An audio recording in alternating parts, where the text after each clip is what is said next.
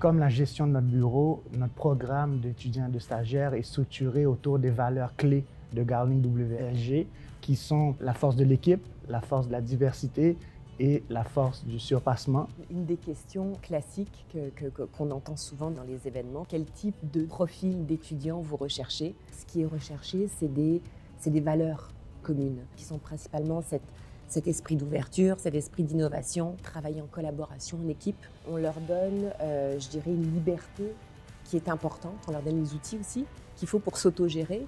Mais cet apprentissage-là, il est extrêmement intéressant et ça les fait grandir aussi en tant que futurs professionnels. Concrètement, un exemple qui peut être plus parlant, c'est le fameux tableau blanc. C'est vraiment un grand tableau qui permet justement cette autogestion-là. On a une diversité d'universités, on a une diversité d'origine et il y a également 5 pratiques qui sont représentées au sein des membres du comité. Ce qu'on regarde évidemment, c'est les qualités personnelles, puis les aptitudes à remplir les tâches qui vous sont confiées. Je dirais que le premier avantage d'avoir un système de stage non rotatif, c'est que ça n'impose pas un certain type de mandat. Ce pairage-là se fait de façon naturelle entre l'associé ou l'avocat plus senior et l'étudiant ou le stagiaire. On ne veut pas que ce soit des relations qui soient forcées par un système rotatif. Et ce qu'on valorise par le système de stage non rotatif, c'est que la personne soit dirigée et se dirige elle-même vers des domaines de pratique qui l'intéressent pour finalement s'intégrer à une équipe.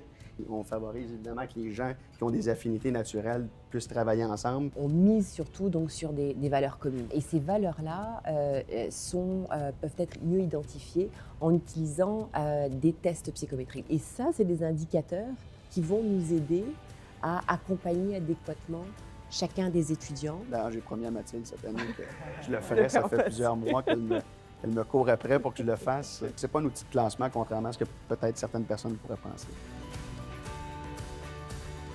On a tenté de mettre au point un nouveau système qui irait chercher des profils différents. On veut des gens qui ne ressortiraient pas nécessairement immédiatement du lot. Et donc, on s'est demandé comment est-ce qu'on pourrait aller chercher cette diversité-là et à travers un nouveau système de recrutement. En fait, c'est une première entrevue, mais avec 3 petites entrevues séparées.